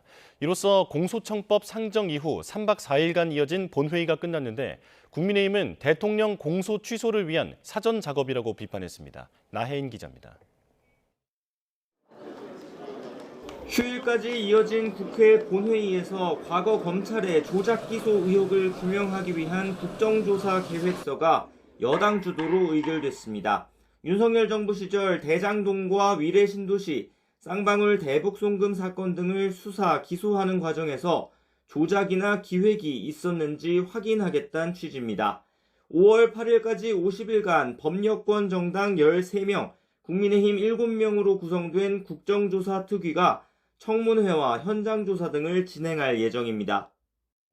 검찰권 남용 의혹의 진실을 밝히고 대한민국 형사사법체계의 신뢰를 회복하는 출발점이 되기를 정말 간절히 염원합니다. 국민의힘은 국회가 재판에 관여할 목적으로 국정조사권을 행사할 수 없다는 국조법 조항을 근거로 여당을 비판했습니다. 민주당이 검찰에 이재명 대통령 공소 취소를 압박하기 위해 국정조사에 나섰다고 보는 겁니다. 다만 여권의 일방적인 공세를 두고 볼 수만은 없다며 조사 특위에는 참여하기로 했습니다. 시각장애인 김혜지 의원은 17시간 반 동안 무제한 토론 필리버스터를 이어가며 여론전에 힘을 보탰습니다. 검찰을 정치로 통제하는 것은 결코 개혁이 될 수 없습니다. 그것은 또 다른 형태의 권력 개입일 뿐이며 반면 민주당은 윤석열 정부가 권력기관을 동원해 편향적인 조작 수사를 했는지 점검하는 건 국회의 책무이자 정당한 권한 행사라고 반박했습니다. 이로써 지난 19일 공소청법 상정으로 시작된 이번 본회의는 중대범죄수사청 설치법 의결을 거쳐 3박 4일 만에 마무리됐습니다. 민주당은 제1야당이 각종 개혁 입법에 발목 잡기로 일관했다고 규탄했고, 국민의힘은 여당이 입법권을 남용해 사법체계를 뒤흔들고 있다고 맞받았습니다. YTN 나인입니다. 오늘 10월 문을 닫는 검찰청을 대신할 두 기관, 공소청과 중수청 설치 법안이 최근 국회 본회의를 통과했습니다. 정부 출범 9개월, 검찰청 폐지법 통과 반년 만인데 보안 수사권 등 향후 이견 조율은 과제로 남아 있습니다. 그간의 상황을 박광열 기자가 정리했습니다. 비상계엄과 윤석열 전 대통령 탄핵으로 기존 입법 권력에 행정 권력까지 쥔 이재명 정부. 여당 내 강경파가 검찰개혁 선봉에 섰습니다. 정권 출범 일주일 만에 검찰청 폐지와 수사 기소 분리를 핵심으로 하는 법안을 내놨습니다. 친윤 딱지가 붙은 기존 검찰 수뇌부는 전격 교체됐고 검찰청 폐지법도 일사천리로 국회 문턱을 넘었습니다. 검찰청이 폐지됩니다. 노무현 대통령께 보고드립니다. 불어닥친 외풍에 검찰은 속수무책이었습니다. 대장동 항소 포기 의혹을 고리로 한 일부 간부의 사의 표명 등 검란은 찻잔 속의 태풍에 불과했습니다. 검찰개혁 부작용을 최소화하는 이른바 질서 있는 해체에 짐을 짊어진 새 지도부 역할도 제한적일 수밖에 없었습니다. 검찰 조직이 안정화되고 또 맡은 본연의 책무들을 성실하게 수행할 수 있도록 하는데 최우선 가치를 두고 잡음은 정작 여권 내에서 터져나왔습니다. 정부가 내놓은 공소청, 중수청법 초안에 여당 강경파가 공개 반발했고 빈대 잡자고 초가 삼간을 태워서는 안 된다며 정밀한 개혁을 강조하는 이 대통령 주문에도 갈등 전선은 좀처럼 좁혀지지 않았습니다. 그리고 도출된 당정청 합의안, 민주당 강경파가 판정승을 거뒀다는 관측이 우세합니다. 검찰총장 명칭 변경과 검사 전원 해임 뒤 선별 재임용 요구를 제외하면 검찰 힘 빼기에 방점을 둔 주장이 대부분 수용됐기 때문입니다. 물론 불씨는 여전히 남아 있습니다. 지방선거 이후로 논의를 미룬 공소청 검사의 보안 수사권 문제가 대표적인데 앞서 이 대통령도 예외적으로 남아 필요성을 거론하기도 했습니다. 저는 보안 수사를 안 하는 게 맞다고 생각해요. 그러나 예외적으로 필요한 경우가 있어요. 이미 정치의 영역으로 넘어간 검찰개혁 문제의 최대 쟁점, 보안 수사권을 두고 언제든 터질 수 있는 뇌관이란 전망이 지배적입니다. YTN 박광렬입니다. 네, 조금 전 들어온 속보 전해드리겠습니다. 74명의 사상자가 발생한 대전 자동차 부품 제조 공장 화재와 관련해 경찰과 노동당국이 강제 수사에 나섰다는 소식입니다. 대전경찰청과 고용노동부는 수사관들을 보내 오늘 오전 9시 반부터, 잠시 뒤죠, 9시 반부터 안전공업 본관을 압수수색한다고 밝혔습니다. 네, 9시부터 안전공업 본관을 압수수색하고 있습니다. 이와 관련해 경찰은 유족들에게 강제 수사 착수 사실을 알린 것으로 전해졌습니다. 다시 한번 전해드립니다. 조금 전 9시부터 경찰과 고용노동부가 본관에 대한 압수수색을 진행하고 있다라는 소식입니다. 지금 불법 증축 의혹까지 불거진 상황에서 이와 관련해 조금 더 자세히 들여다볼 것으로 보입니다. 관련 소식은 이어지는 뉴스에서 정리해서 전해드리겠습니다. 봄이 깊어지면서 날이 점점 더 따뜻해지고 있습니다. 오늘 서울 아침 기온은 4.5도로 아침에도 많이 쌀쌀하지 않았고요. 한낮 기온은 19도까지 올라서 올봄 들어 가장 따뜻한 날씨가 예상됩니다. 다만 그만큼 일교차도 15도 안팎으로 무척 크게 벌어지니까요. 입고 벗을 수 있는 외투로 체온 조절 잘 해주시기 바랍니다. 오늘도 전국 대체로 맑은 하늘이 드러나겠습니다. 다만 대기의 메마름도 점점 심해지겠는데요. 현재 서울 등 일부 수도권과 충북, 동쪽 내륙 곳곳으로 건조주의보가 발효 중인 가운데 오후부터 영남 해안을 중심으로는 바람도 무척 강하게 불겠습니다. 산불 등 화재 사고 예방에 각별히 신경 써주시기 바랍니다. 오늘 낮 기온은 대부분 20도 안팎까지 올라 따뜻하겠습니다. 서울 19도, 대구 20도, 광주는 21도까지 오르겠습니다. 당분간 내륙은 대체로 맑겠지만 일교차가 크게 벌어지겠고요. 내일 늦은 밤부터 모레 사이 제주도에만 비가 살짝 지날 전망입니다. 오늘은 대기가 정체한 데다 오후부터 국외 미세먼지까지 유입되면서 중서부 지방은 종일, 그 밖의 지역은 오후부터 공기가 점차 탁해지겠습니다. 미세먼지용 마스크를 착용하는 등 호흡기 건강에도 신경 써주시기 바랍니다. 지금까지 YTN 윤수빈입니다. 뉴스원 마칩니다. 내일 다시 뵙겠습니다. 고맙습니다.